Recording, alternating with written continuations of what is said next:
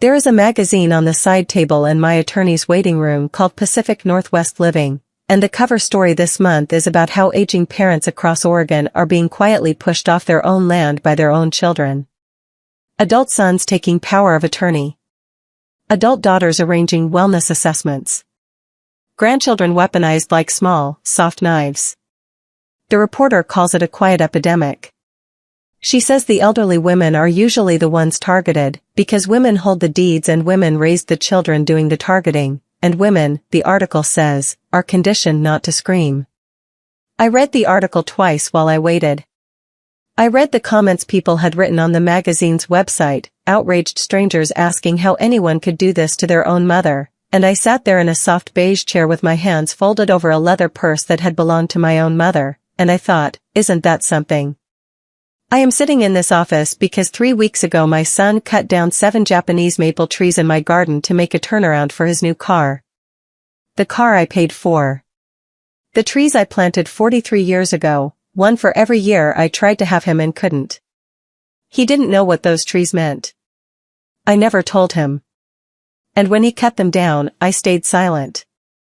I want you to understand something before I tell you the rest of it. My silence was not weakness. My silence was the sound of a woman finally seeing clearly for the first time in her entire life. Because what my son did not know, what my daughter-in-law did not know, what the soft-spoken man in the $4,000 suit who came to my door 2 months later did not know, is that the land my son parked his car on is not his land. The trees were mine. The house is mine.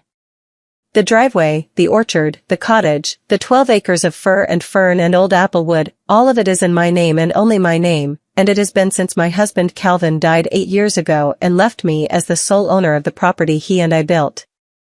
My son has been living in my main house for the last 6 years. He thinks of it as his because he grew up there. He pays no rent. He pays no taxes. He pays no mortgage, because there is no mortgage. He thinks, the way men of his age often think, that what belongs to his mother already belongs to him in some pre-legal moral sense, and that her continued possession of the deed is a formality that will be corrected eventually, when she has the sense to do the correcting. My name is Adelaide Whitlock. I am 70 years old. And I am about to tell you how I went from a woman who stayed silent while her son destroyed 40 years of her garden to the woman who took back every inch of ground she had ever given away. It started, as these things usually do, with a phone call. This was 6.5 years ago, the spring after Calvin died. My son Garrett called me from his apartment in Portland, and his voice on the phone was the voice of a man who has been crying for so long he has stopped being embarrassed by it. He said the construction company he had built with 2 college friends was about to file for bankruptcy. He said the divorce from his first wife had emptied what little he had managed to keep. He said his new wife, Camille, was pregnant with their second child, and they were going to lose their apartment, and he didn't know what to do. He said it the way grown men say it when they need their mothers, formally, almost apologetically, with the unspoken understanding that asking is itself the humiliation. I was 63 years old. My husband had been dead for 8 months. I was living alone in a 12-acre property in the hills outside Hillsboro, Oregon, a property Calvin had designed himself and built with his own hands over the course of our marriage. Calvin was an architect, a regional name in Pacific Northwest residential design, and the house he built for us was the last private commission of his career, a long, low cedar and glass structure that ran with the slope of the hill instead of fighting it, with a separate guest cottage at the south end of the property where I now make my coffee in the mornings and read Mary Oliver in the afternoons. I should tell you about Calvin, because everything that happens after this is, in some way, an argument I am having with the dead. Calvin Whitlock was 43 years old when I met him in the summer of 1979, at a gallery opening in Northwest Portland for a Japanese ceramicist whose name I no longer remember. I was 24. I had just moved to Oregon from a small town outside Spokane to take a job as a junior copywriter at an advertising agency that no longer exists. Calvin had recently been featured in Sunset magazine for a house he had built in Cannon Beach. He was older. He was quiet. He was the son of a logger who had broken his back at 50 and taught Calvin everything he knew about wood while he could not walk. Calvin used to say that the only reason he had become an architect instead of a logger was that his father had refused, in the months of his recovery, to let him become anything else.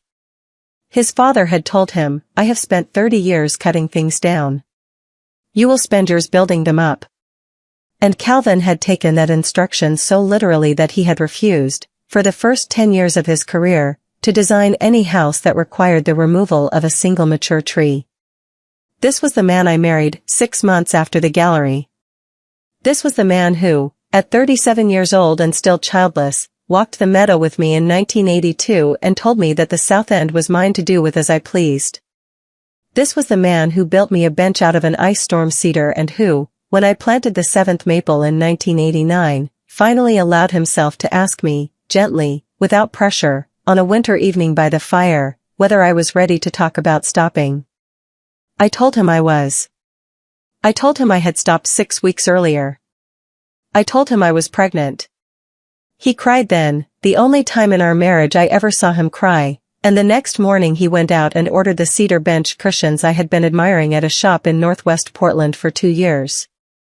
Garrett was born in May of 1990. He was, by every objective measure, a wanted child. I want you to remember that. When Garrett called me crying, I told him to come home. I told him to bring Camille and their daughter Juliet and to come live in the main house, and I would move into the guest cottage, which was something I had been thinking about doing anyway because the main house was too big for one widow and full of too many ghosts. I told him there was no rush to pay any rent. I told him there was no rush to find new work. I told him that this was his family land, his father's land, and that no one in this family was ever going to be homeless while there was a roof on that hill. I should tell you, because it matters, that I was not naive when I made this offer. I had been married to a man whose business judgment was excellent and whose personal judgment was occasionally questionable, and I had spent 41 years quietly cleaning up the financial residue of Calvin's more romantic decisions. I knew how to protect property. I knew how to keep records. After Calvin died, I sat with our family attorney, a woman named Imani Okafor who had handled our affairs for 15 years, and I made sure that the deed to the property, the trust that held my retirement savings, and the modest portfolio Calvin had left me were all structured in a way that no one, including a future son with a future bad year, could touch without my explicit, sober, written consent. Imani told me at the time that she thought this was wise. I remember her exact phrase. She said, "Adelaide, the people who hurt their mothers the worst are almost always the ones the mothers never imagined could." I told her I appreciated the caution but that Garrett was a good boy, and she nodded the way attorneys nod when they have heard a sentence before and have learned not to argue with it. She set up the protections anyway. I signed the documents. I went home and forgot about them, the way you forget about insurance you hope you'll never use. 6 months later, Garrett and Camille and 3-year-old Juliet moved into the main house. Felix, my grandson, was born in the master bedroom in the autumn, a home birth, Camille's choice, and for the first 2 years it was the closest thing to happiness I had felt since Calvin's diagnosis. I gardened. I read. I babysat in the afternoons. I helped Camille set up the lifestyle blog she said she wanted to start, even though I didn't understand what a lifestyle blog was, and I paid for a small business loan when she said she needed to launch what she called her wellness brand. I want to say something honest about Camille, because I am going to spend the rest of this story telling you what she did, and I want you to understand the woman who did it. Camille Whitlock was 34 years old when she married my son. She had been raised in Bend by parents who owned a small chain of sporting goods stores, and she had attended a private liberal arts college in California where she had majored in something called integrative communications. She was tall, blonde, careful with her body in the way of women who have learned that careful bodies are professional assets. She did not, in those first 2 years, give me any reason to dislike her. She brought me lemon bars on Sundays. She remembered my birthday. She let Juliet call me Mim, which was a name I had picked because Calvin's mother had been grandma and I did not want to compete with the dead. She was, for the first 2 years, exactly the daughter-in-law a widowed 70-year-old hopes she will get. What I did not see, in those 2 years, was that Camille was building something. Not the brand was real, but the brand was a vehicle. What Camille was building was a story. The story was about her. The story was that she was a woman who had given up a promising career in Bend to come to her husband's hometown and care for his aging mother in her grief and rebuild a family on a beautiful piece of land. The story was that she was sacrificing for love. The story was that I was the beneficiary of her sacrifice. The story was told, slowly and patiently, in photographs of her arranging flowers from my garden, in captions about her mother-in-law's apple cake, in fundraising posts for various wellness initiatives that quietly noted the support of her husband's family. By the end of the second year, Camille had 47,000 Instagram followers, 8 modest sponsorship deals, and a developing public persona as a Pacific Northwest matriarch in training. None of this bothered me at the time. I thought she was working hard. I was glad for her. I see it differently now. Garrett got a new job, not in construction this time, but in what he called development consulting, and Camille's blog grew into something called an Instagram presence, and the children grew, and the garden grew. The garden was where I lived. I want you to understand the garden, because the garden is the wound at the center of this story and you cannot understand the wound until you understand what was cut. When Calvin and I bought the property in 1982, the hillside was almost entirely covered in second-growth Douglas fir and big leaf maple, with a long natural meadow at the southern end where a previous owner had once tried to plant Christmas trees and given up. The first thing Calvin and I did, before we even broke ground on the house, was walk the meadow and decide what I would plant there. Calvin said it was my canvas. He said the house was his, and the meadow was mine, and we would each be responsible for shaping our own thing and leaving each other alone about it. So in 1983, after the foundation was poured and the framing was up, I planted my first tree. It was a Japanese maple, a bloodgood, 3 feet tall, in a 5-gallon pot from a nursery in McMinnville run by a woman named Lorraine Beaumont, who was 26 years old then and who, 43 years later, would become the closest thing to family I had left in the world.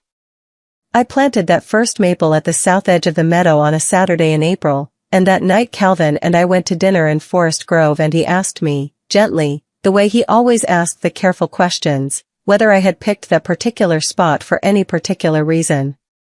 I said I had. I said I had planted it for the baby we were trying to have and hadn't yet been able to. I said I would plant another one next year, and another the year after that, until either there was a baby or there were no more years. I said this matter-of-factly, the way you say private things at dinner when you have been married long enough not to perform, and Calvin reached across the table and took my hand and didn't say anything for a long time. I planted 6 more Japanese maples over the next 6 years.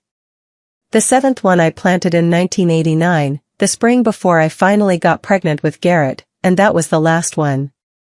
After Garrett was born I let the grove be what it was, 7 trees in a rough crescent at the south edge of the meadow, a private monument I had never explained to anyone except Calvin and never planned to. The trees grew. By the time Garrett was a teenager they had become a small canopy, dark red in the spring and almost black in the autumn, with mossy stone paths running between them that I had laid myself with stones quarried from a creek bed in the Coast Range. Calvin built a small bench at the center of the grove out of cedar he milled from a tree that had come down on the property in the 1996 ice storm. We called it the bench. We did not call it anything more elaborate than that. That was where I sat after Calvin's funeral. That was where I sat the morning Juliet was born and Garrett called me from the hospital crying with joy. That was where I sat the morning I learned my brother Wesley had been diagnosed with the cancer that would take him a year later. That was where I went, every spring and every autumn, for 40 years. That is what my son cut down to make room for a car. He bought the car in February. I want to be careful here, because I want you to understand that I did not begrudge my son a car. Garrett was 46 years old. He had a job. His wife had what she insisted on calling a brand. They had 2 children in private school. If he wanted a car, he was allowed to buy a car, and if he wanted an expensive car, that was his business too. The car he bought was a Mercedes G-Wagon. Custom black with matte paint and obsidian rims. The number I overheard him telling a friend on the phone, in a tone of voice I had never heard him use before, was $240,000. I did not know, at the time, that he had not actually bought the car with his own money. I did not know that the financing was being routed through a trust that I had set up to fund the grandchildren's college educations, a trust Garrett did not have the authority to draw against, but had been quietly arranging to draw against anyway through a series of forged signatures and notarized documents that my attorney Imani would not discover for another 3 months. I did not know any of that yet. What I knew was that on a Thursday morning in late February, a delivery driver pulled up the long gravel driveway in a covered transport truck, and my son and his wife stood in the front turnaround in matching jackets while the car was unloaded, and Juliet and Felix were called out of school early to watch, and Camille filmed the entire delivery on her phone for what she later told me was a brand activation. I watched it from the cottage window. I made myself a cup of tea. I thought, my son has bought a car. Good for him. 3 days later, on a clear bright Sunday morning, the chainsaw started. I had been in the cottage all morning. It was early March, that sharp pale northwest light that comes after weeks of rain, and I had been reading the previous Sunday's newspaper with my second cup of coffee. The chainsaws were close. Too close. I put on my boots and walked across the gravel path through the orchard, Calvin's old espaliered apples, the ones we planted together our first year of marriage, and out into the meadow. There were 3 men in orange vests. A truck. A chipper. Garrett was standing in the middle of my grove with his hands on his hips, watching one of the men cut into the trunk of the 3rd maple from the left. I had planted that maple in the spring of 1985. It had been the 4th one. It had been the year we lost a pregnancy at 6 weeks, and I had planted it without telling Calvin what I was planting it for, and he had known anyway because Calvin always knew. The tree was 41 years old. It was the tallest of the 7. Its trunk was nearly the diameter of a dinner plate. The man with the chainsaw made the back cut and the tree began to fall. I want you to imagine the sound. Not the chainsaw, which is just an industrial sound, but the sound of the canopy coming down through the canopies of its sister trees. The crack and shudder and the soft heavy collapse of 41 years of growth folding in on itself in 3 seconds. The branches breaking each other on the way down. Garrett saw me then. He turned and waved. He smiled, a friendly, distracted, slightly impatient smile, and walked over to me with his hands in his pockets. Hey, Mom. Sorry, should have given you a heads up. We're putting in a parking pad here. Camille and I have been talking about it for months. The new car needs a proper turnaround, and the gravel circle out front is too tight for the G's wheelbase. The grading guys are coming Tuesday. He said it casually. He said it like he was telling me they had decided to repaint a hallway. I didn't say anything. He frowned a little at my silence, the way he had frowned when he was a child and I would catch him in a lie. Then his face cleared. Mom, look, I know you liked the maples. But they're just trees. We'll plant new ones. I'll get whatever you want. Bigger ones. We'll put them somewhere along the east side, by the fence. You won't even miss these. The man behind him had already started cutting into the second maple. The one I had planted in 1983. Garrett saw my eyes flick toward it. He misread my expression. He thought I was about to argue. Mom, I don't have time for a thing right now, he said. The grading crew is on a tight schedule, and I've already paid for the day. Can we talk about it tonight? At dinner? We're going to do the orchard next week, just the apple trees on the south side, to widen the drive. But the maples come down today. He patted me on the shoulder. The way you pat an old dog who is in the way. He turned and walked back to supervise the cutting. And I, Adelaide Whitlock, 69 years old, stood at the edge of my own meadow in the clear bright March light and watched my son and 3 strangers in orange vests cut down 7 trees that I had planted for the 7 years I could not have him. I did not say a word. I walked back to the cottage. I closed the door. I sat down at the kitchen table. I poured the rest of my coffee into the sink because it had gone cold. I made another pot. I drank 1 cup of it without tasting it. Then I called Lorraine. Lorraine Beaumont has been my best friend for 45 years. She is the woman who sold me my first Japanese maple in 1983. She is the woman who came to the hospital the night Garrett was born. She is the woman who held my hand at Calvin's funeral and who has, in the years since, become not so much my friend as a second self, the woman I call when I have something to say that I cannot yet say in my own voice. Lorraine answered on the second ring. I told her, in a flat voice, what was happening. I told her about the chainsaws. I told her about the grove. I told her what Garrett had said about planting new ones. There was a long silence. Then Lorraine said, Adelaide. Listen to me. Do not do anything. Do not say anything to him. Do not cry where he can see you. I'm getting in the truck. I'll be there in 40 minutes. Make me a sandwich. We are going to think about this very, very carefully. I made her a sandwich.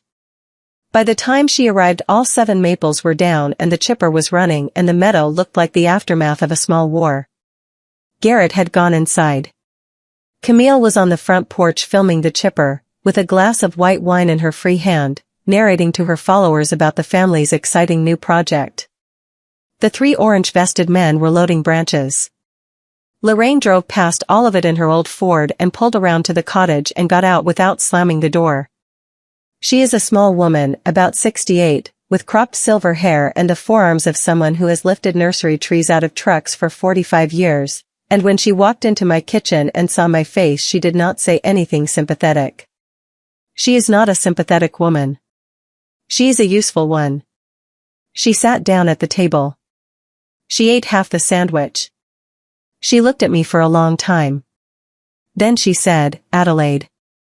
I want you to tell me, calmly, every single thing you know about your son's finances. Every single thing. And then I want you to tell me every single thing you do not know but suspect. I told her. I told her that Garrett had a vague job he called development consulting that he never quite explained. I told her that I had been paying for the children's private school for 4 years through a check I wrote to the school directly every August.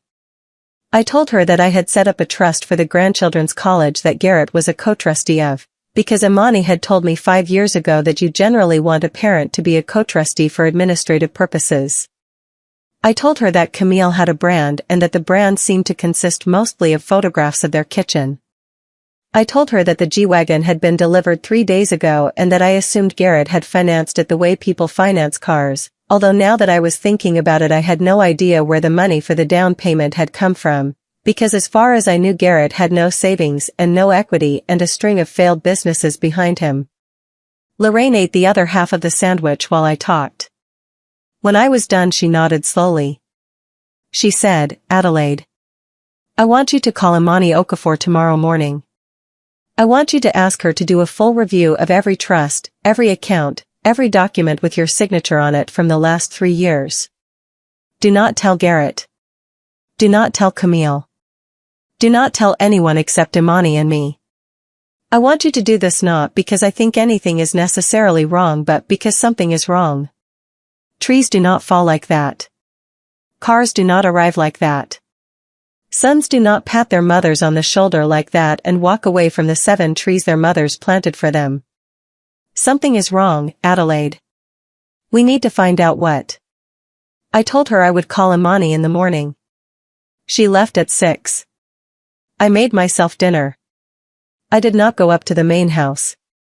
I had been invited, ostensibly, to dinner with Garrett and Camille and the children, but I sent Camille a text saying I had a headache and would see them tomorrow. Camille sent back a thumbs-up emoji and a single heart. I sat in the cottage with the lights off and watched the meadow go dark.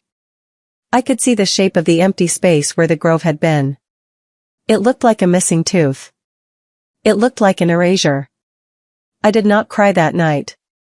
I want to be honest about that. I did not cry. I sat in the dark and I drank 1 glass of wine, slowly, the way Calvin used to drink wine, and I thought about what Lorraine had said. She had said, sons do not pat their mothers like that. She was right. He had patted me. He had patted me. The way you pat a dog. The way you pat a piece of furniture you are about to move. That was the moment, although I did not know it at the time, when I stopped being a grieving widow with a son and a garden and became something else entirely. The next morning, I called Imani Okafor.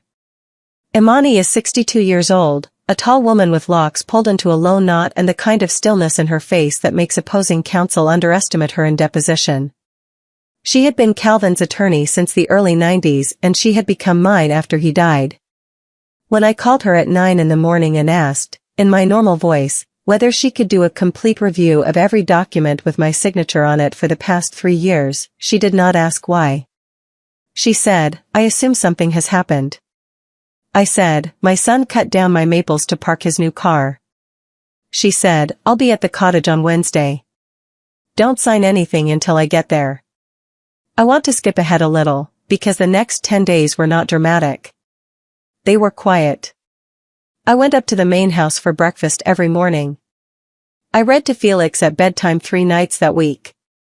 I helped Juliet with her math homework on Tuesday. I had a perfectly civilized lunch with Camille on Thursday at a wine country bistro in Carlton, during which she explained to me, kindly, that the new parking pad would be poured the following week and that she had already commissioned a landscape designer to plan replacement plantings, and that she hoped I would be excited to be involved in choosing what trees would go where. She used the phrase reimagining the South Meadow. She said the word reimagining 4 times. I smiled and ate my salad.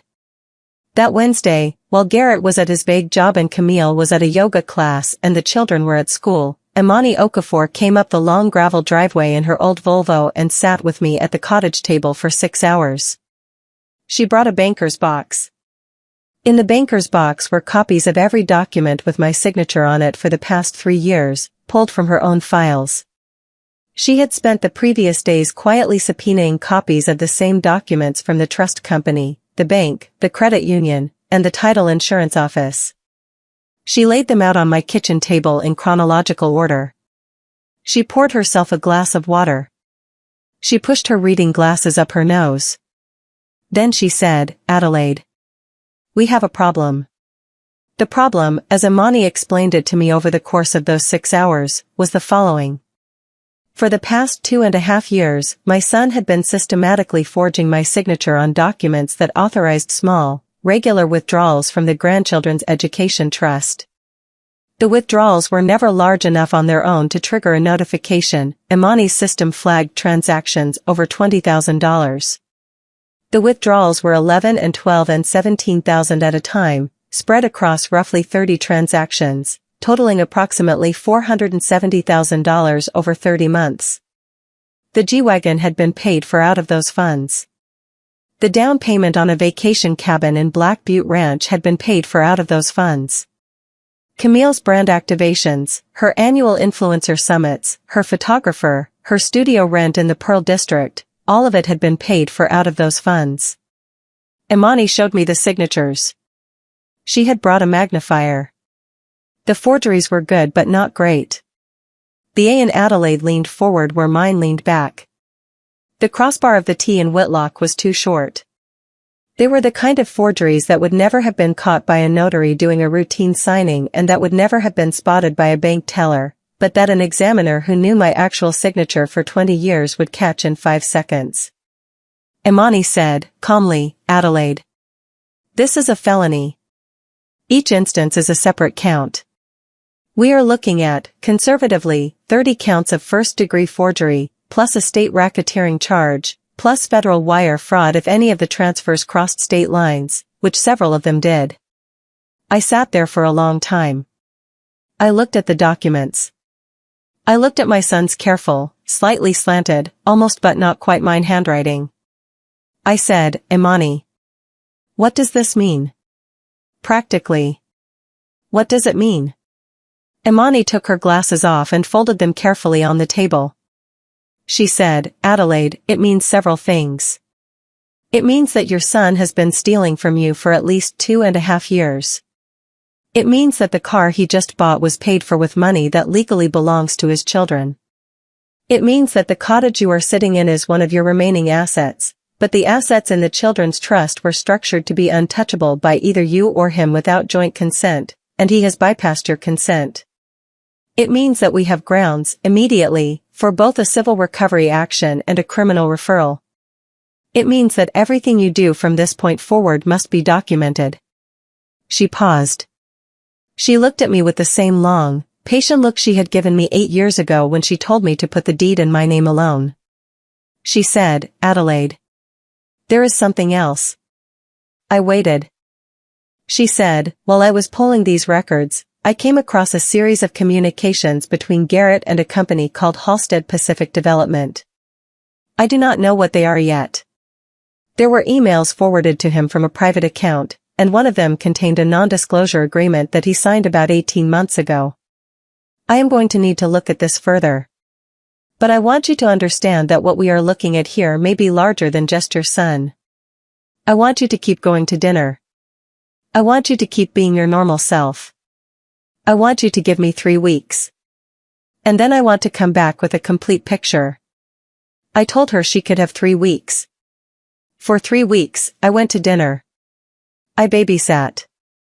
I helped Juliet with her math. I read to Felix. I let Camille take photographs of me in my apron pretending to teach her how to make Calvin's mother's apple cake. I let Garrett pat me on the shoulder. I did not flinch. I did, however, do one thing. I started keeping a notebook. A small green cloth-bound notebook from a stationery store in McMinnville. I wrote in it every evening before bed. Every conversation. Every casual cruelty. Every comment Camille made about my memory. Every joke Garrett made about the trees, because he had started making jokes about the trees, light, easy, brushing off jokes about how Mom had been such a good sport, how she had really come around on the parking pad, how the new landscape designer was going to make it look better than it had ever looked. He said these things at dinner. He said them in front of the children. He said them, in particular, in front of Camille's mother on a visit from Bend in the second week of March, and Camille's mother turned to me with a sympathetic smile and said, "Adelaide, you are so generous to be flexible. So many women your age get attached to specific trees. It's hard for the next generation to come into their own when there are too many ghosts on the property." I wrote that one down word for word. I want to tell you about a particular evening, the second Friday of March, because it was the evening I understood that something else was happening that I had not yet seen. We were sitting at the long cedar table in the main house, Calvin's table, the table he had built from a single fallen Douglas fir off the property in 2003, and Garrett poured himself a glass of wine and looked across the table at me and said, in the tone of voice he used for conversations he had clearly rehearsed, "Mom, Camille and I have been talking. We're worried about you." Camille nodded.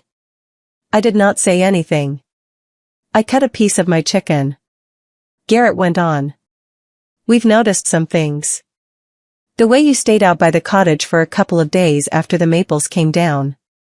The fact that you didn't come up for dinner 2 Sundays in a row. The way you've been a little quiet at meals. The way you forgot Felix's snack day at school last week." I had not forgotten Felix's snack day at school. There had not been a snack day. Felix was 6. He told me later, when I asked, that there had never been a snack day, that Camille had just told him I would be bringing one and then later told him I had forgotten. Garrett said, "We've been talking to Dr. Hammond, you know, the family doctor, about whether maybe it would be a good idea to have you evaluated. Just a baseline. Just so we know where you are. Mom, you're 70. You've been through a lot. Dad's death, and the financial stress of the property, and Lorraine has been such a heavy presence in your life and we worry sometimes about influence. We just want to make sure you're okay. I want you to understand that I knew, the moment he said the word evaluated, exactly what was happening. I knew because I had read the article in Pacific Northwest Living the previous month. I knew because Imani had told me, 8 years ago, that the people who hurt their mothers worst are the ones the mothers never imagined could. I knew because my son had cut down 7 trees and then made a series of jokes about ghosts, and then his wife's mother had said the word ghosts at dinner, and now my son was sitting at his father's table saying the word evaluated.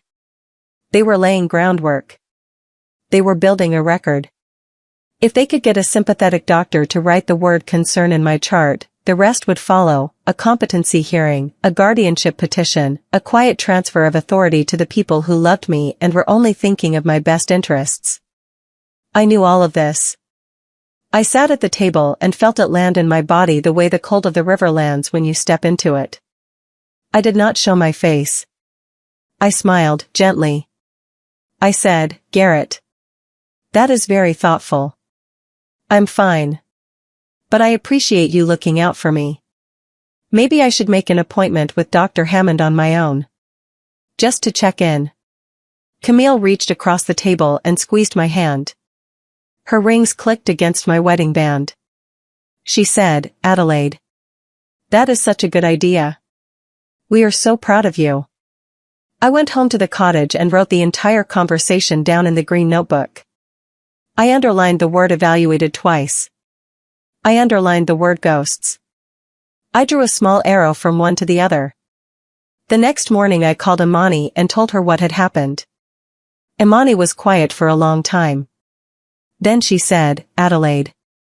Do not call Dr. Hammond.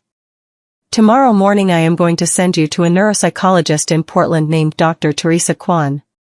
She is the best in the state. She will do a 4-hour cognitive evaluation. You will pass it.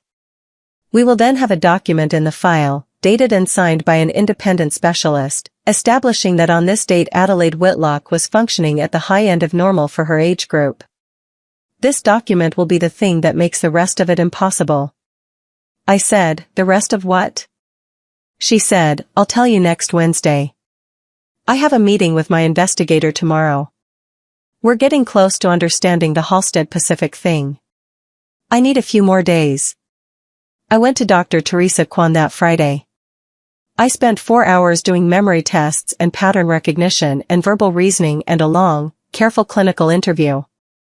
Dr. Kwan was kind and unhurried. At the end of it she told me, with a small smile, that I had scored at the 94th percentile for my age group, that my working memory was excellent, that my reasoning was intact, that there was no clinical indication of any cognitive impairment whatsoever. She offered to write a letter to that effect. I told her I would like her to send it directly to my attorney. I drove home in light rain. I went to dinner with the children. I read to Felix. I went back to the cottage. The following Wednesday, Imani came to the cottage with the banker's box and a new folder, and we sat down at the kitchen table, and she said, "Adelaide. I need you to brace yourself. Garrett is not the architect of this. He is a participant. The architect is a company called Halstead Pacific Development, and what they have been doing to you, they have been doing to elderly women across 3 counties in Oregon for the past 7 years. She laid out the folder. Halstead Pacific Development, Imani explained, was a mid-sized residential developer based in Lake Oswego, founded 12 years ago by a man named Carter Halstead Sr. and now run by his son, Carter Halstead Jr.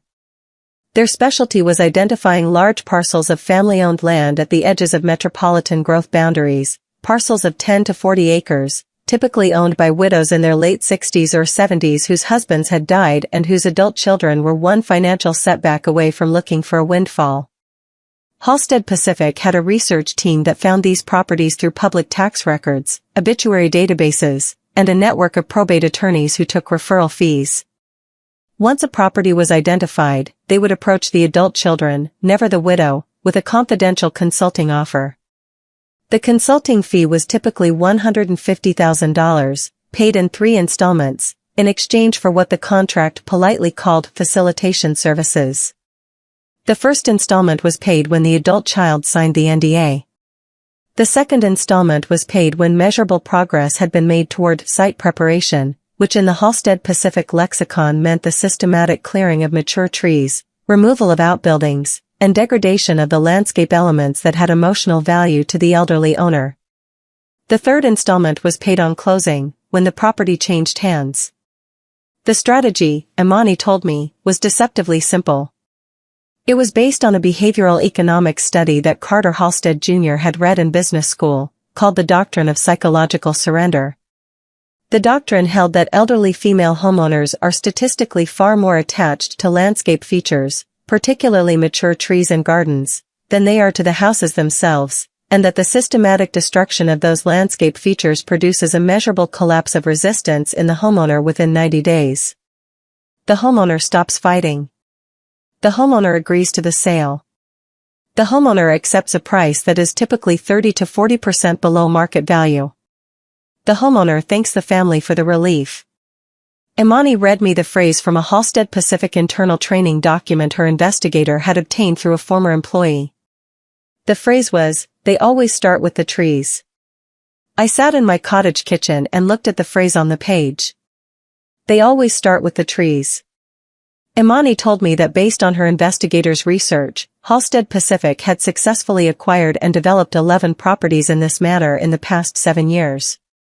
8 of those 11 properties were on what was now called the Halstead Vineyards subdivision in Newburgh, a development of 46 luxury homes on what had previously been the family land of 8 elderly women, all widowed, all in their late 60s or 70s, all of whom had eventually signed sale agreements after sustained pressure from family members on the Halstead Pacific payroll.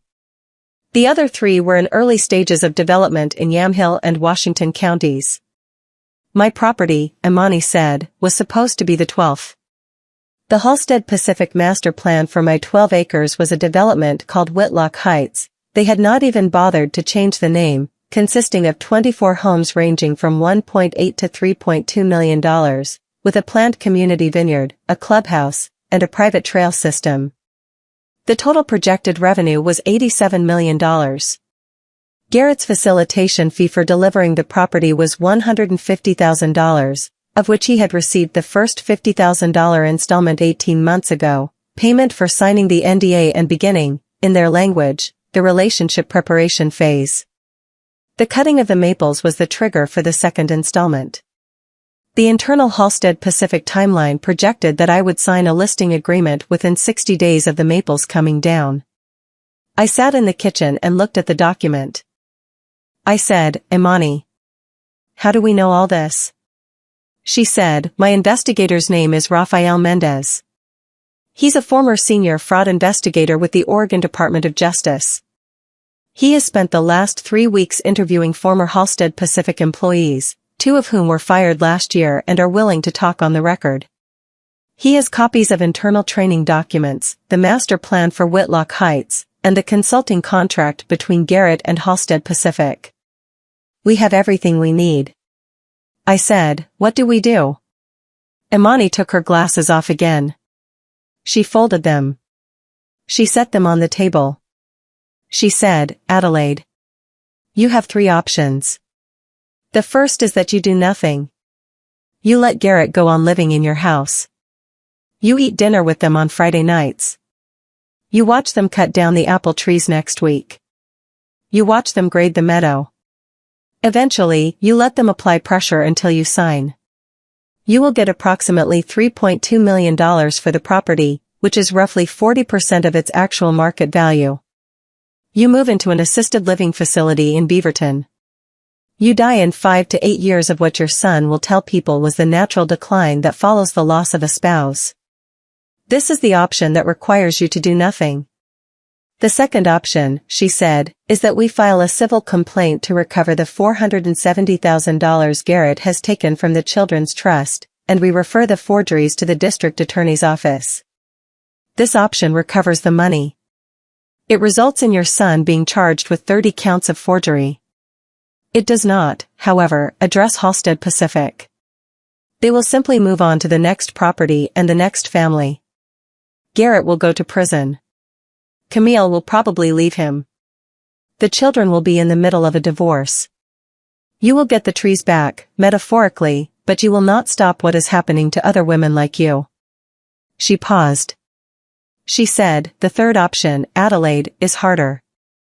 The third option is that we cooperate with the Oregon Department of Justice. Rafael Mendez still has contacts there. We use what we know to bring down not just Garrett but Halstead Pacific itself. This will require you to do something I am going to ask you to do very carefully, because I want you to understand what it will cost. She looked at me. She said, it will require you to meet with Carter Halstead Jr. in person. Wearing a wire. Pretending you are willing to sell. I sat with that for a long time. I looked out the kitchen window at the meadow. I could see, from where I was sitting, the empty space where the 7 maples had been. The space looked larger to me every day. Some mornings it looked like the missing trees were the only real thing on the property and everything else was a kind of pale watercolor sketch around the absence. I thought about Calvin. I thought about what he would have said. Calvin was a quiet man, a Pacific Northwest man, a man who had grown up the son of a logger and become an architect because he had spent his childhood watching trees come down and had wanted, all his life, to build something that would not require their destruction. He would have looked at me across the table and said, Adelaide, you do what you have to do. I looked at Imani. I said, I will meet with Carter Halstead Jr. Imani nodded once, slowly, and said, I thought you would. The next 2 weeks were the strangest 2 weeks of my life. I went on living in the cottage. I went to dinner on Friday. I let Camille film me pretending to teach her how to make a tart tatin. I let Garrett pat me on the shoulder twice more. I helped Felix learn his sight words. I let Juliet read me a paragraph from a book about whales. I also met 3 times with Rafael Mendez in the back room of a coffee shop in Forest Grove. Rafael was 54, a tall man with gray at his temples and a slight Argentinian accent, the kind of investigator who looked like a high school history teacher and who, in conversation, was almost gentle. He went over the scenario for the meeting with Halstead Jr. in detail. I would be wearing 2 recording devices, one in a brooch on my jacket and one in the lining of my purse. There would be Department of Justice agents at 3 nearby tables. My role was to play the part Halstead Jr. already believed me to be playing, a tired, grieving widow whose son had finally helped her see that the property was too much, whose own faith in her son's judgment had been shaken by the tree cutting, and who was now considering selling but who had a few questions she wanted to ask the principal directly before signing. The point of the meeting was to get Halstead Jr. to describe, on tape, the doctrine of psychological surrender. To get him to confirm Garrett's role and the consulting payments. To get him to acknowledge the master plan. To do all of this in the course of what he would experience as a friendly first conversation with a soft, slightly confused, slightly desperate old woman. I told Raphael that I understood. I told him I was going to enjoy this. He looked at me over his coffee and said, Mrs. Whitlock. I have done this job for 30 years. The women who do best in these meetings are the ones who let themselves be underestimated. The men we are catching are men who have spent their entire careers underestimating women like you. Your job is to give them what they expect to find and let them keep talking. Can you do that? I said, I have spent 50 years giving men what they expect to find. Yes. I can do that. He smiled. The meeting was scheduled for a Tuesday morning at 11, at a wine country restaurant in Dundee called Recolt. Halstead Jr. chose the location. It was the kind of restaurant where developers took their wealthier prospective sellers, long views over the vineyards, a $400 wine list, a discreet maitre d' who knew not to interrupt. I dressed for it carefully. I wore a navy suit that Calvin had bought me for our 40th anniversary. I wore my mother's pearls. I wore the brooch with the recording device pinned to my left lapel. Carter Halstead Jr. was 41 years old, tall, soft-spoken, with the smooth tan of a man who skied in Sun Valley in February and golfed in Bandon Dunes in October. He stood when I came to the table. He pulled my chair out for me. He told me, in a voice that was meant to be conspiratorial, that he had heard from Garrett what a remarkable woman I was. I let him order for both of us. I let him pour my wine. I let him compliment my pearls. Then I leaned in, slightly, the way an old woman leans in when she wants to seem confidential, and I said, Mr. Halstead. I am going to be honest with you. Garrett has explained your interest in the property. I have been thinking about it carefully. I am tired. I had been alone in that big house for a long time. The grandchildren are at the age where they need a different kind of grandmother. I think I am close to being ready. But before I sign anything, I need to understand a few things. I am an old woman. I do not understand everything. Can you help me? He smiled the way men of his age smile at old women. He said, Mrs. Whitlock. I would be honored to. Ask me anything. I asked him about the project. He explained Whitlock Heights to me in detail. He showed me the renderings on his iPad. He told me how the homes would be sited, how the trail system would work, how the community vineyard would echo the heritage of the wine country, how the streets would be named after, and here he laughed a little, charmingly, after varieties of Japanese maple, in honor of the property's history. He used the phrase honor of the property's history twice. I let him keep going. I asked him how his company had handled similar projects. He told me, in his careful, soothing voice, that Halstead Pacific specialized in what he called legacy transitions. He told me about Halstead Vineyards. He told me, with what he clearly believed was sensitivity, that the 8 women whose family land had become Halstead Vineyards had all reported being happier in their new circumstances within 6 months of closing. I asked him how the company decided which properties to pursue. This was the question Raphael had told me to ask. Halstead Jr. leaned in. He said, Mrs. Whitlock, I'm going to share something with you that I don't usually share with sellers at this stage. We have a model. It's based on years of research.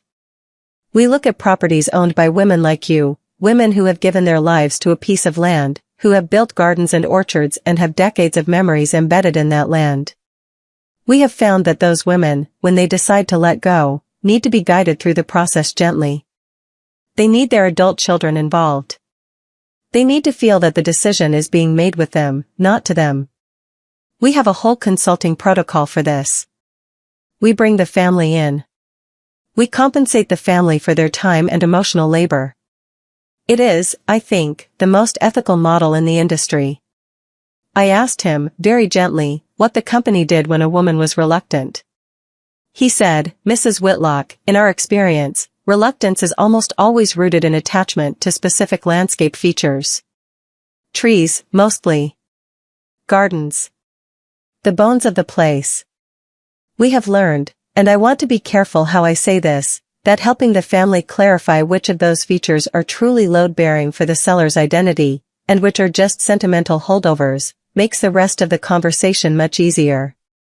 Sometimes the family helps the seller see this by simplifying the landscape a little. By removing what is no longer serving the seller. By preparing the canvas, so to speak, for the next chapter. I looked at him. I said, very quietly, Mr. Halstead. Did Garrett cut down my Japanese maples on your advice? He hesitated. He smiled. He said, Mrs. Whitlock. Let's just say that those maples were holding a great deal of psychological weight. Their removal was, I believe, the kindest thing your son could have done for you. It allowed you to begin to grieve what you had already lost in your husband and to imagine a future without the burden of the property. The clearing was an act of love. I want you to understand that. Garrett loves you very much. I sat there. I let his words settle on the white linen tablecloth between us. I sipped my wine. I let my hand tremble slightly on the stem of the glass, in the way of a woman who is moved. I said, I see. Thank you, Mr. Halstead. That helps me understand. He reached across the table and put his hand briefly on mine. He said, Mrs. Whitlock. I want you to know that we believe in starting with the trees. Always. Because the trees are where the resistance lives. Once you let go of the trees, the rest of it follows. That has been our experience in every property we have helped to transition. It will be true for Whitlock Heights as well. And in 6 months, when you are settled in your new place, you will look back on this conversation and you will be grateful. I told him I was sure I would be. We finished our lunch. He paid. He walked me to my car.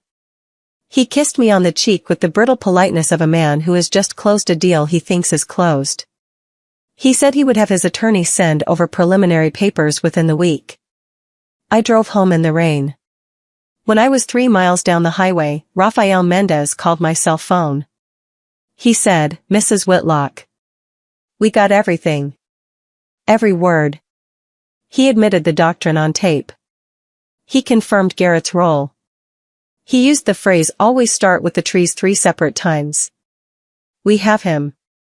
I pulled the car over to the shoulder of Highway 99.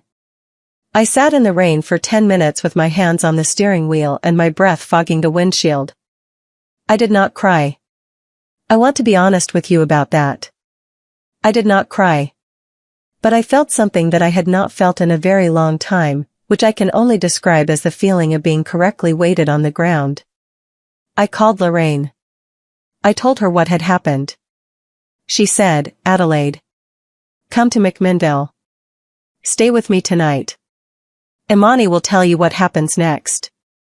I went to McMinnville. Lorraine made me a plate of roasted chicken and put me in her guest room. I slept for 10 hours. What happened next happened fast. On Thursday morning, Imani filed a civil complaint against Garrett in Washington County Circuit Court, seeking recovery of $470,000 in misappropriated trust funds plus statutory damages and attorney's fees. On Thursday afternoon, the Washington County District Attorney's Office filed criminal charges against Garrett, 30 counts of first-degree forgery, 2 counts of first-degree theft, and 1 count of criminal mistreatment of a vulnerable person. On Friday morning, the Oregon Department of Justice, acting on information provided by Rafael Mendez and the recordings from the Recult meeting, served simultaneous search warrants at the Halstead Pacific Development offices in Lake Oswego, at Carter Halstead Jr.'s home in Dunthorpe, and at the homes of 3 Halstead Pacific senior executives. By Friday evening, Carter Halstead Jr., his father Carter Halstead Sr., and 7 other Halstead Pacific employees had been arrested on charges of conspiracy, elder financial abuse, racketeering, and aggravated theft. Garrett was arrested at his office in Beaverton on Friday afternoon. They took him out in handcuffs in front of his co-workers.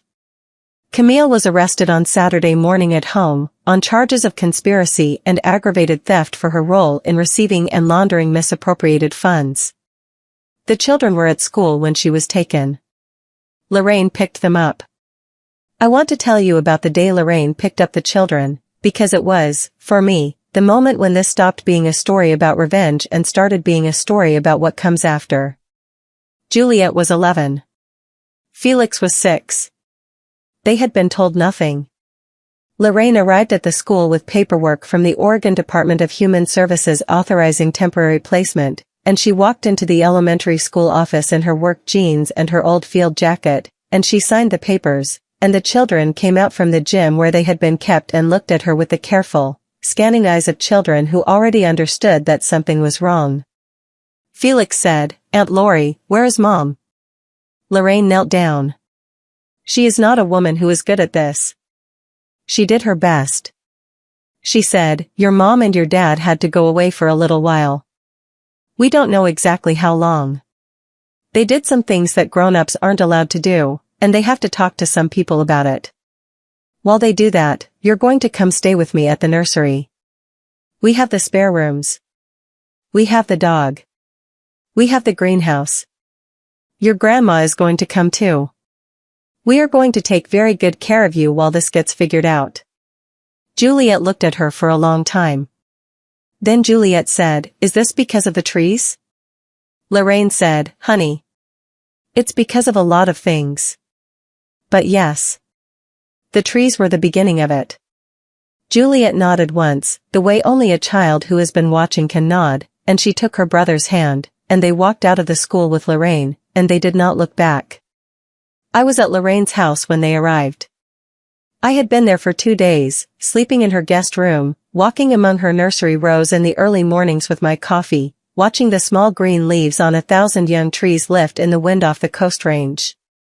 When the children walked in the door, I knelt down on Lorraine's kitchen floor and I held both of them at once, and I did not say anything because there was nothing to say. Felix cried into my shoulder. Juliet did not cry. Juliet stood very still in my arms and she said, "Grandma, I'm sorry about your maples." I said, "Honey, they were just trees." She pulled back and looked at me. She had her father's eyes, but she had her grandfather Calvin's mouth, and the expression on her face was an expression I had not seen in 20 years. She said, "Grandma, they weren't just trees." I know they weren't just trees. I did not ask her how she knew. I think she had been listening longer than anyone realized.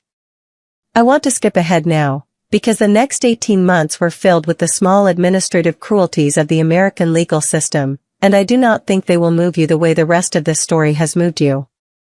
There were arraignments. There were plea negotiations. There were continuances.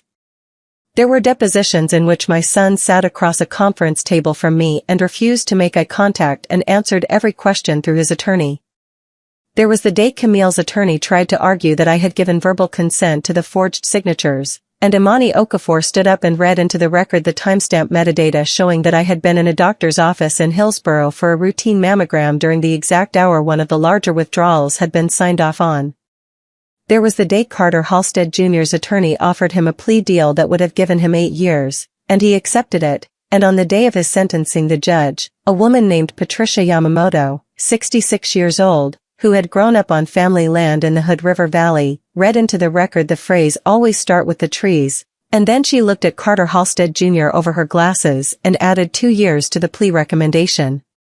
He got 10. Garrett got 6. He pled guilty on the advice of his second attorney, after his first attorney withdrew when Garrett refused to stop sending what the attorney described as concerning emails to me from his pretrial release. Camille got 4. She tried to take her case to trial. She lost. The Halstead Vineyards subdivision was placed under a court-ordered review and 3 of the 8 properties were eventually returned to surviving family members of the original owners through a long, slow, expensive process that I helped to fund. I will tell you about Garrett's sentencing hearing, because Imani told me I should give a victim impact statement, and I did, and what I said in that courtroom was the closest thing to a public account of myself I have ever given. The hearing was on a Wednesday in October at the Washington County Courthouse in Hillsborough. The courtroom was nearly empty. Garrett's case was not the kind of case that drew spectators. Imani sat next to me. Lorraine sat behind me.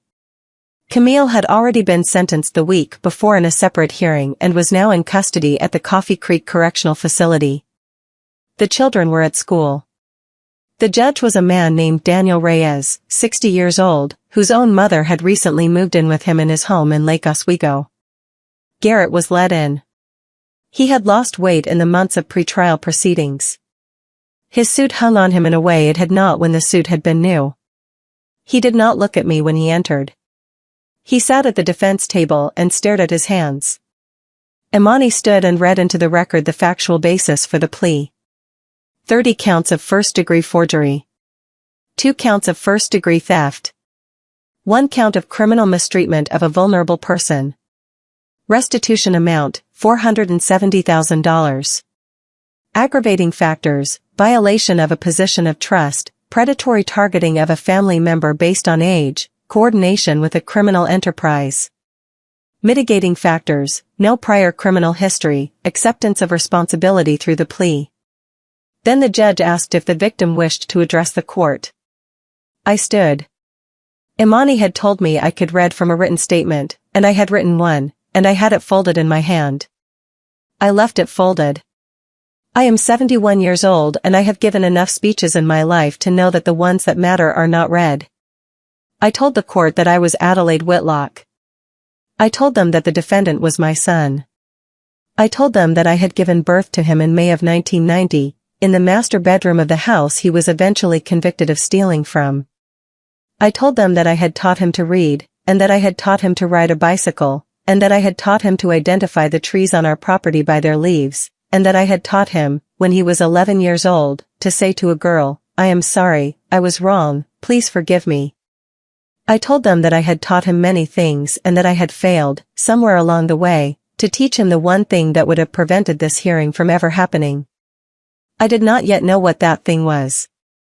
I told the court that I was still figuring it out. I told the court that the $470,000 was not, to me, the point. I told them that the maple trees were not, to me, the point. I told them that the point was that my son had been recruited, by a corporation, to systematically dismantle his mother's life in exchange for a fee, and that he had accepted the fee, and that the corporation had selected him for the recruitment because their internal research had identified him as a person whose financial pressures and unresolved resentments toward his mother made him an exploitable asset. I told the court that I did not believe my son had ever stopped loving me. I told the court that I believed he had, instead, learned to think of love as a kind of currency that could be deferred for the right price.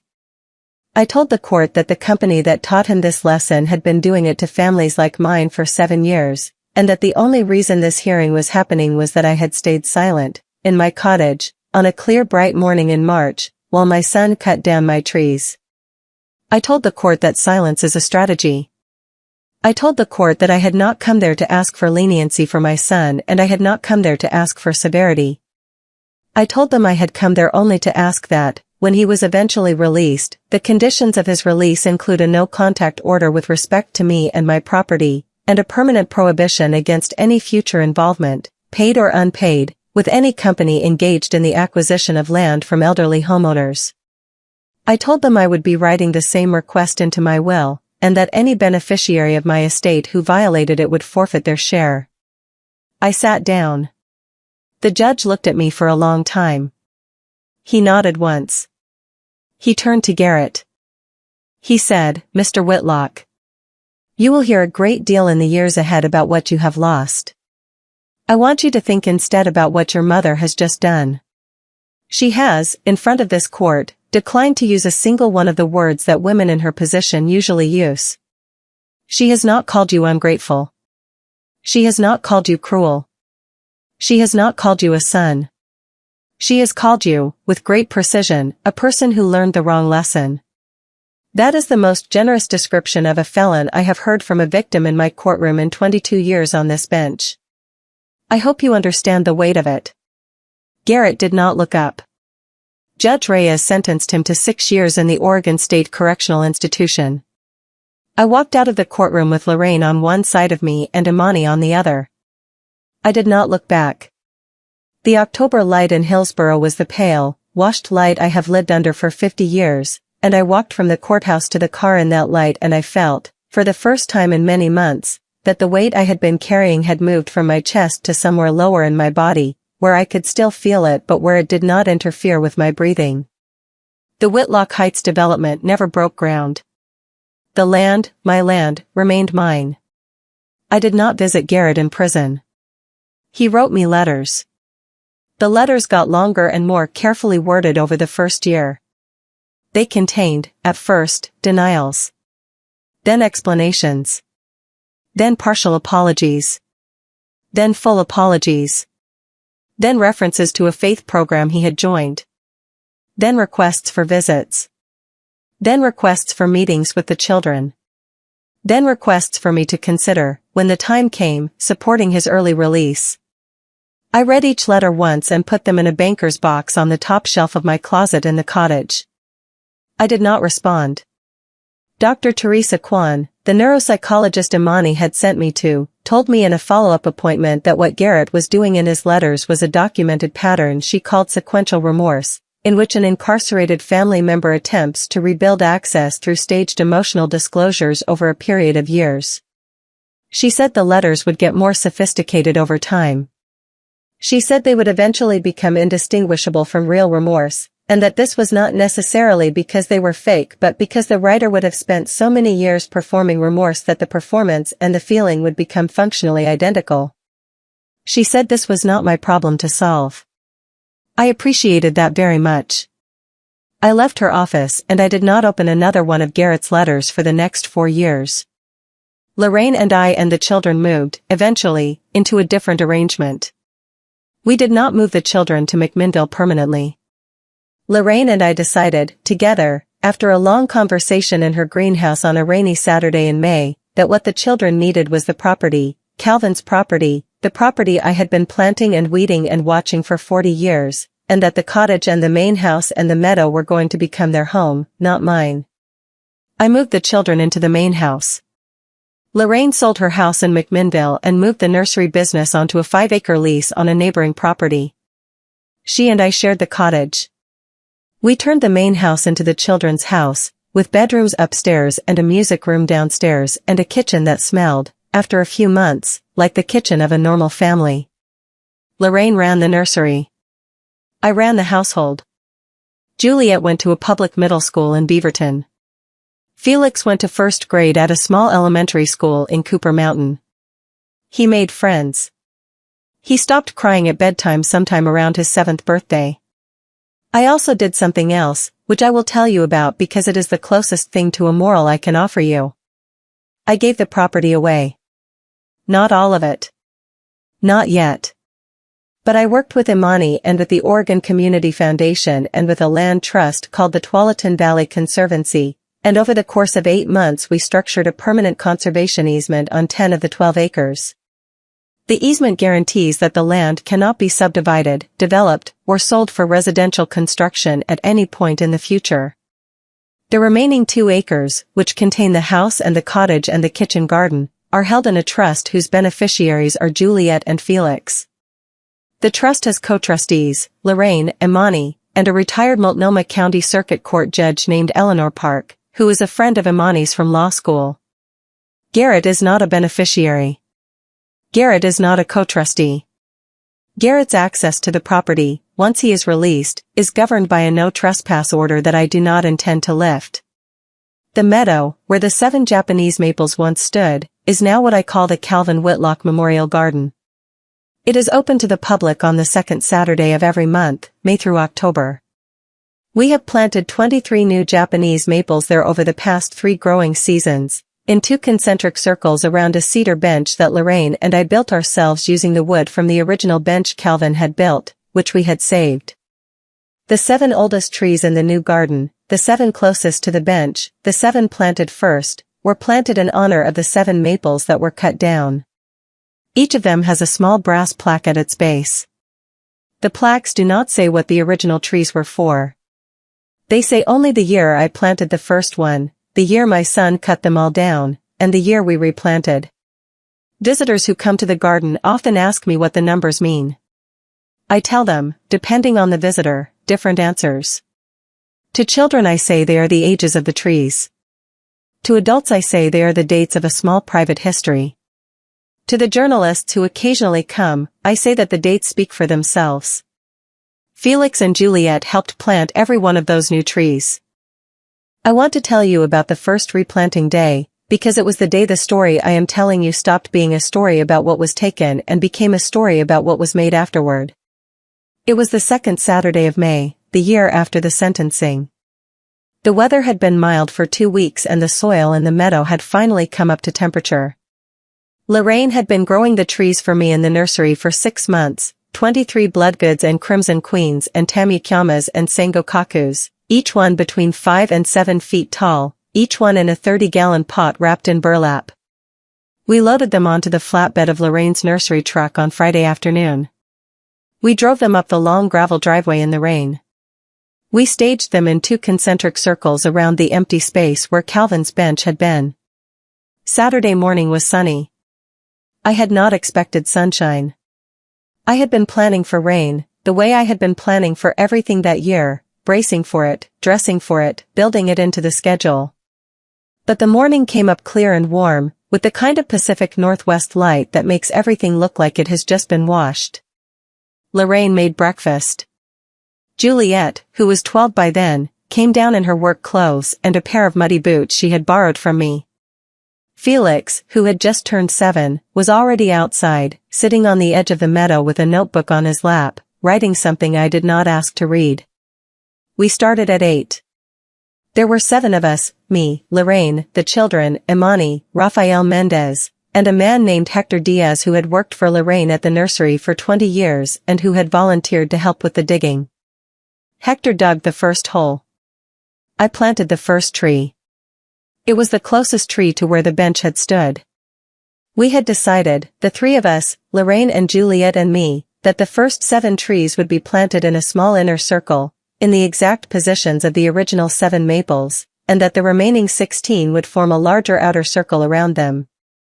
The new bench, which Lorraine and I had built ourselves from the salvaged cedar of the old one, was placed exactly where Calvin had placed his bench in 1991. I want you to understand what it was like to plant the first tree. I knelt at the edge of the hole. I lifted the burlap off the root ball. Hector helped me set it into the soil. I poured a single bucket of water around the base. Then I stepped back, and I looked at Juliet, and I said, "Honey, do you want to put the first handful of dirt back?" Juliet looked at me for a long time.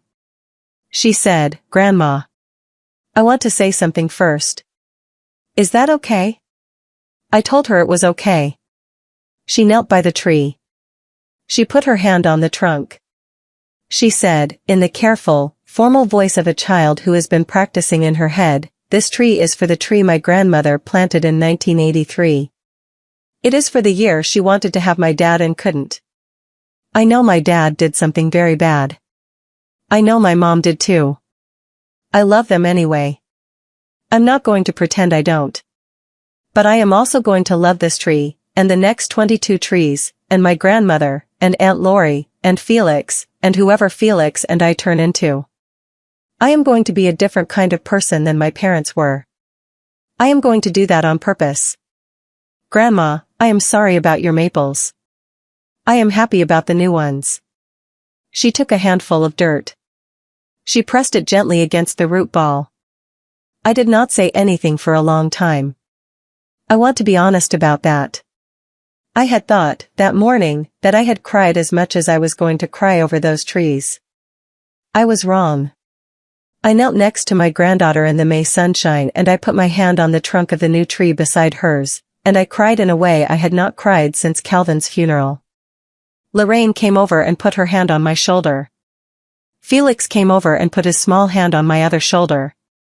Hector kept digging the next hole, quietly, because Hector is a man who understands when work is the most respectful response to grief. It took us all day. We finished the last tree at 7 in the evening. Lorraine made dinner outside on the long cedar table, the table Calvin had built from the fallen Douglas fir in 2003, which we had moved out of the main house and into a covered area near the meadow specifically for occasions like this one. We ate pasta and salad and bread and drank wine. The children drank lemonade. Imani made a toast. She said, "To Adelaide. To Calvin. To Lorraine. To 23 trees that will outlive every one of us. To Juliet and Felix, who will know them better than we ever did." We drank to that. I went to bed that night in the cottage with Lorraine asleep in the bed next to mine. We had moved into the cottage together by then, into the second bedroom we had built out of what had been Calvin's drafting room, and I lay awake for a long time listening to the wind move through the new leaves in the meadow. The wind in young Japanese maple leaves does not sound like the wind in older ones. It is a softer, lighter, more tentative sound. The leaves are smaller. The branches are thinner. The trees have not yet learned to brace themselves. They flutter. I lay in the dark and I listened to my new trees flutter in the May wind, and I thought, I have heard this sound before. I heard it in 1984, in the spring after I planted my second maple. I heard it in 1986 and 1988. I heard it every spring for 40 years until the year my son cut them down. The sound had gone away. And now, because of 23 trees and one stubborn granddaughter and one best friend who got in her truck on a Sunday morning, the sound had come back. Different. Younger. But the same in the way that mattered. I want you to understand that this is what victory sounds like. It does not sound like a courtroom. It does not sound like a sentencing. It does not sound like the click of handcuffs or the slam of a cell door. Those sounds happen, and they matter, but they are not the sound of winning. The sound of winning is the sound of new leaves in the wind in the meadow your son tried to take from you. The sound of winning is a granddaughter saying I am going to be a different kind of person on purpose. The sound of winning is your best friend snoring quietly in the bed next to yours at the age of 70. The sound of winning is so quiet that for a long time you do not realize you are listening to it. I listened for a long time that night. Felix is 9 now. He is the kind of boy who notices things. Last spring, when the new maples first started to put out their leaves, he came to me in the cottage on a Sunday afternoon and he said, "Grandma, the trees you planted with Grandpa Calvin, were they for something?" I looked at him. I said, "Felix, they were for years when I was hoping for someone who hadn't been born yet." He thought about that. He said, "Were they for Dad?" I said, "Yes, honey. They were for your father. And for what I hoped he would grow up to be." Felix was quiet for a long time. He has Calvin's quiet. He has Calvin's careful, weighing quiet. Then he said, "Grandma, can the new ones be for someone else?" I said, "What did you have in mind?" He said, "Can they be for who I'm going to be? Not who Dad turned out to be?" I want you to understand that I did not cry when my son cut down the original maples. I did not cry when my son was arrested. I did not cry at his sentencing. I did not cry the first time I drove past the empty meadow after Halstead Pacific's plans for it had been formally abandoned. But I cried when my grandson asked me that question. I cried for a long time. Felix sat on the cottage couch next to me and held my hand the way Calvin used to hold my hand, and he did not say anything else, because Felix is a person who understands when speaking is no longer required. That happened in April. I am telling you this story in November. The new maples have just turned, this past month, the deep blood red they take on in the Pacific Northwest autumn. The light in the meadow is the same light I have watched in this meadow for 44 years. Lorraine and I are still in the cottage. The children are still in the main house. We are not a conventional family. We are not anyone's idea of what a family should look like. We are an old widow, an old nursery owner who never married, 2 children whose parents are both in prison, and 12 acres of land that I have agreed never to sell. I want to tell you one more thing. 6 months after Garrett was sentenced, Carter Halstead Jr. wrote me a letter from prison. It was a long letter. He explained, with what he clearly believed was sincerity, that he had been thinking a great deal about what he had done. He explained that he had been raised by a father who believed that growth was the only measure of a life and who had taught him, by example, that the elderly were a resource to be transitioned out of the way. He said he understood now, in a way he had not understood before, what the trees had meant. He said he was sorry. He said he hoped that one day I might find it in my heart to write him back. I read the letter once. I put it in the banker's box on the top shelf of my closet next to Garrett's letters. I have not written back. I do not intend to. I am telling you this story not because I want sympathy. I am 71 years old and I have more than I deserve. I am telling you this story because the article I was reading in my attorney's waiting room said that this happens to a great many women, and most of them do not have an Imani Okafor. Most of them do not have a Rafael Mendez. Most of them do not have a Lorraine Beaumont, or a Dr. Teresa Kwan, or a sympathetic judge who grew up on family land in the Hood River Valley. Most of them do not have a deed in their own name, and most of them did not have a husband like Calvin who taught them, 20 years before they needed to know it, to put protections in place that they did not understand they would one day require. If you are watching this and you are a woman in your 60s or 70s whose adult child has recently begun talking to you in a slightly different tone, who has recently begun making jokes at your expense in front of your grandchildren, who has recently arrived in a new car you did not know they could afford, who has recently mentioned the word evaluation, who has recently cut down something on your property that you loved without asking you first, please listen to me. Call an attorney. Not your family attorney. Not the attorney your son recommends. A new one. A woman, if you can find one. Pay her in cash for the first hour. Tell her everything. Do not minimize. Do not protect anyone. Do not call it a misunderstanding. Then go home and stay silent. Stay silent the way I stayed silent. Stay silent because silence is not the same as surrender. Stay silent because the people who are coming for you have built their entire strategy around the assumption that you will react emotionally, that you will cry, that you will scream, that you will overreact at dinner, That you will be the kind of woman whose distress can be entered into a medical record as evidence of decline. Stay silent. Make them think they have one. Smile at the right times. Eat the salad. Let them pat your shoulder. And then, when the documents are in place and the investigator has the recordings and the attorney has the warrants ready to serve, take everything back. Take all of it back. The land. The money. The dignity. The grandchildren, if you can get them. Take it back the way I took it back, not with a scream, but with a phone call to the right woman on the right Tuesday morning. I want to be clear with you about something, and then I will stop talking. I do not hate my son. I do not love him anymore in the way I once did. The son I once loved was a 5-year-old who used to hide in the maple grove and pretend he was a deer.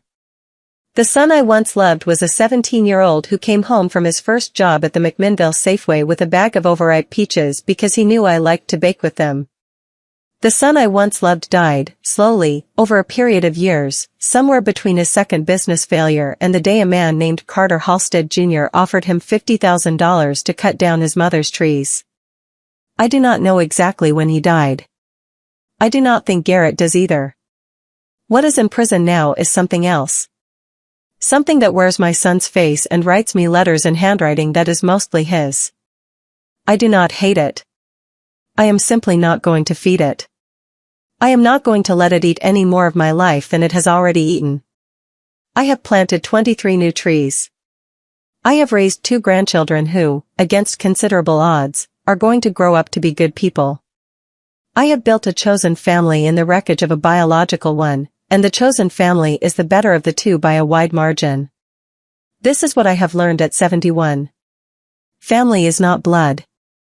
Family is the people who, when you call them on a Sunday morning in March and tell them what your son just did, get in the truck. Land is not value. Land is memory. Land is what witnesses you. Land is what holds the bench you sat on when your husband died, and the bench you sit on when your grandson asks you a question about hope, and the bench you will sit on at the end, when whatever comes next comes. Silence is not surrender. Silence is a weapon when you wield it on purpose. Silence is the sound of a woman thinking. Silence is what you make of it. The trees are not the trees. The trees are the long, patient love a woman has for a future she has not yet been given permission to imagine. My son did not understand that. The men who paid him to cut down those trees did not understand that.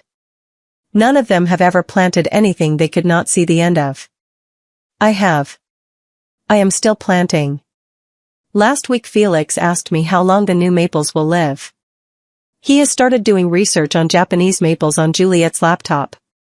He told me, with the air of someone delivering important information, that a bloodgood can live for over 100 years.